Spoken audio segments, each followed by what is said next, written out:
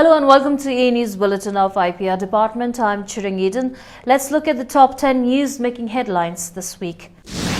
On Thursday, a meeting of State Employment Guarantee Council under Mahatma Gandhi National Rural Employment Guarantee Scheme was chaired by the Honorable Chief Minister Shri P.S. Thamang at Samman Bhawan.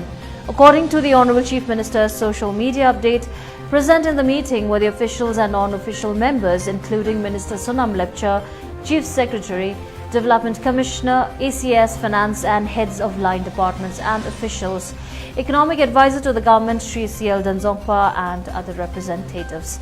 The Chief Minister in his address advised the concerned departments to keep a record of the data to avoid duplicity or misuse of the scheme.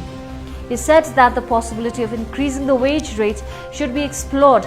Nodal officers in the rank of Joint Secretary and above should be appointed in each department to ensure proper coordination of those schemes in convergence, and a state-level committee should be constituted for better coordination and monitoring.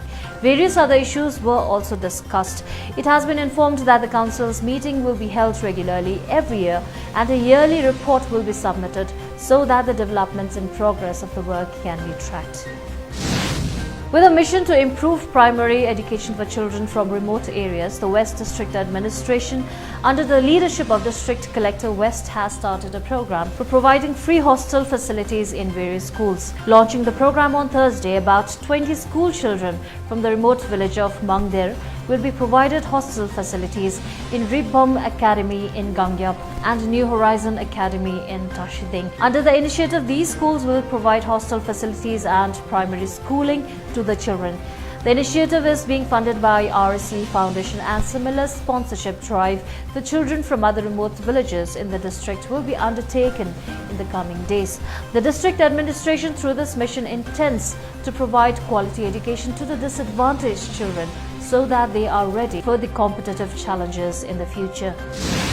The Gangtok Smart City Development Limited conducted a stakeholders meeting at the Conference Hall of Integrated Command and Control Center, Kisan Bazar, Gangtok on Thursday. Minister for Urban Development Department Shri Arun Upreti chaired the meeting along with the Secretary of the Department and the Mission Director Smart City Mission, Sarala Rai. The meeting was also attended by Mayor Gangtok Municipal Corporation DC East and other concerned officials from line departments. Representatives from Traders and Hawker Association of Lal Bazar were also present. The meeting was mainly held to discuss the remodeling, retrofitting and improvement of Kanchanjunga Plaza and its surrounding areas at Lal Bazar. CEO of Gangtok Smart City Development Limited, Sailendra Sharma, in his presentation highlighted on all the infrastructural measures to be taken, including augmentation of lighting with solar panels, building of external staircase for lesser crowding, restoration of electrical wires and transformers, water facility, new flooring and tiling, improved safety with installation of CCTV cameras, PA systems, revamped firefighting system, improved health and hygiene, traffic solutions and increased footfall with better facilities, etc. He also informed that the people can send their feedback and suggestion at the website at smartcitygangtok.com.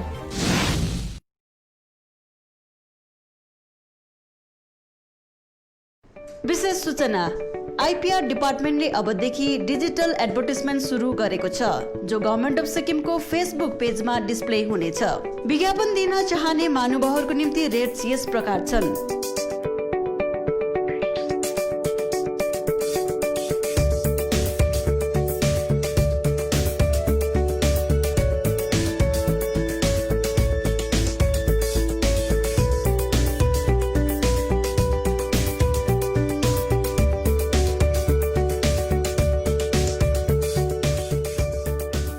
अधिक जानकारीको लागि सम्पर्क गर्नुहोस् assistant director advertisement, mobile number 8768498769, assistant director billing, mobile number 9434126851 अनि assistant director digital end archive, mobile number 7908384557।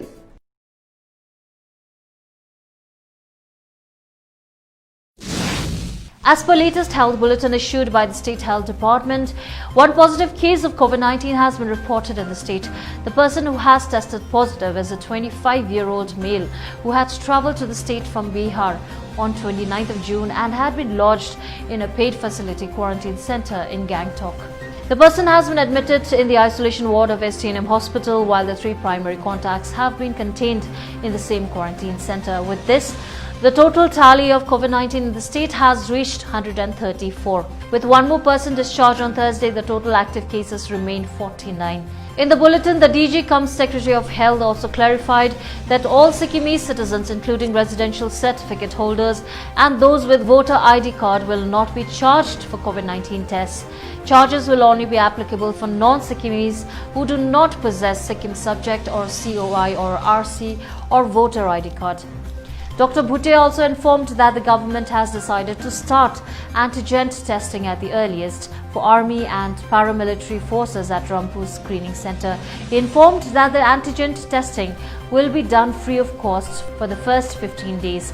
However, TrueNat and RT-PCR tests will be charged. He informed that the arrangements for antigen testing is almost complete and is being closely monitored by senior officers of the Health Department. Justice AP Subba has been sworn in as chairperson of Lokayukta Sikkim in a quiet function held in Raj Bhavan Hall today. Present in the function were the Honourable Chief Minister Shri P.S. Tamang, Honourable Speaker Sikkim Legislative Assembly Shri L. Vidas, Judges High Court of Sikkim, Mrs. Justice Meenakshi Madan Rai and Mr. Justice Bhaskar Rajputhan, Cabinet Ministers, MLAs and other dignitaries.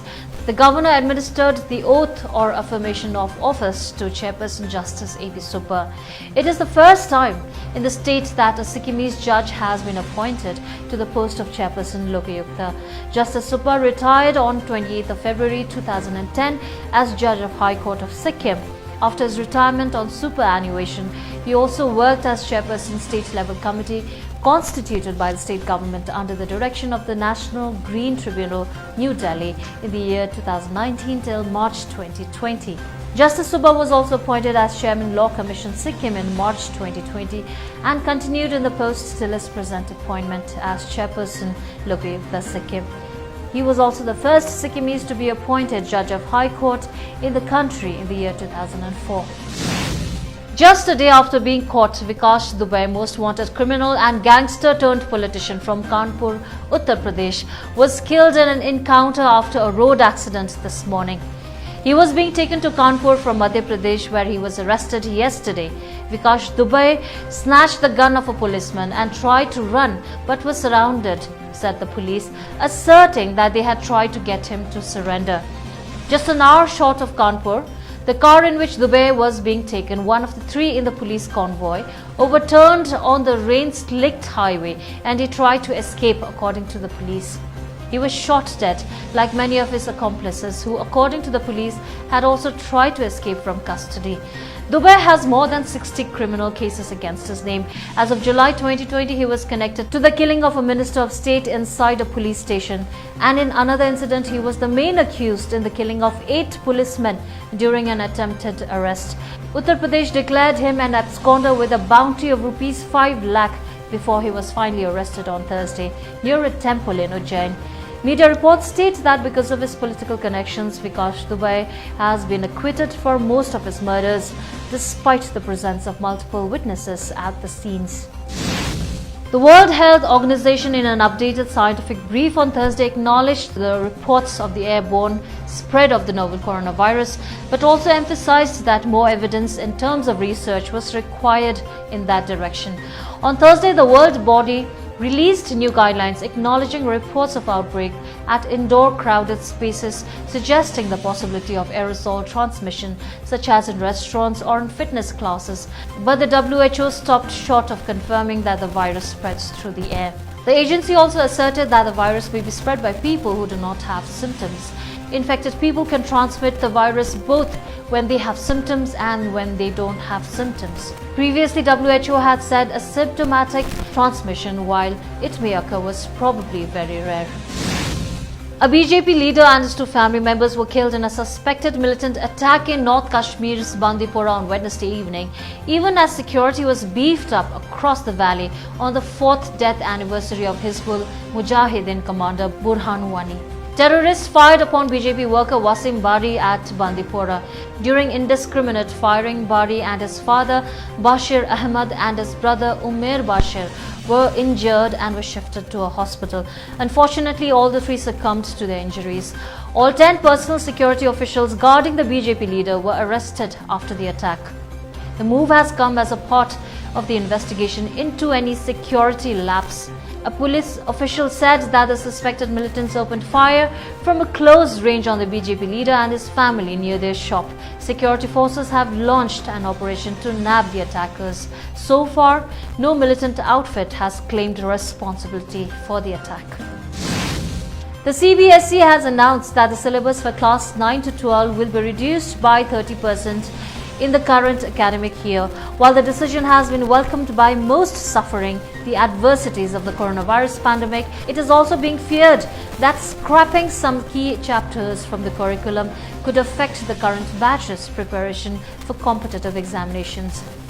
Interestingly, the CBSE has asked the NCERT to drop some of the crucial and controversial chapters from class 9 to 12 this year, including, for instance, in social science, democratic rights, citizenship, food security, gender, religion, caste and secularism. From class 12 textbooks, the NCERT has decided to delete sections dealing with the government's 5-year plan and economic development under planned development, India's relations with neighbours Pakistan, Bangladesh, Nepal, Sri Lanka and Myanmar under the chapter India's foreign policy, along with an entire chapter on social movements and regional aspirations in India.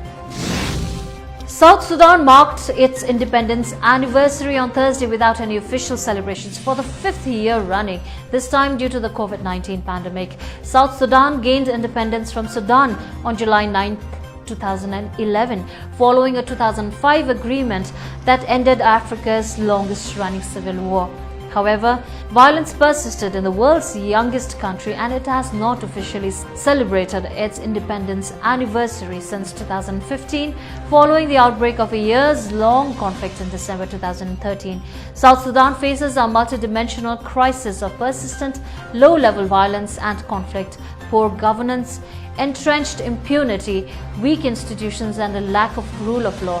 4 million people remain displaced from a civil war that has destroyed and ravaged communities since December 2013.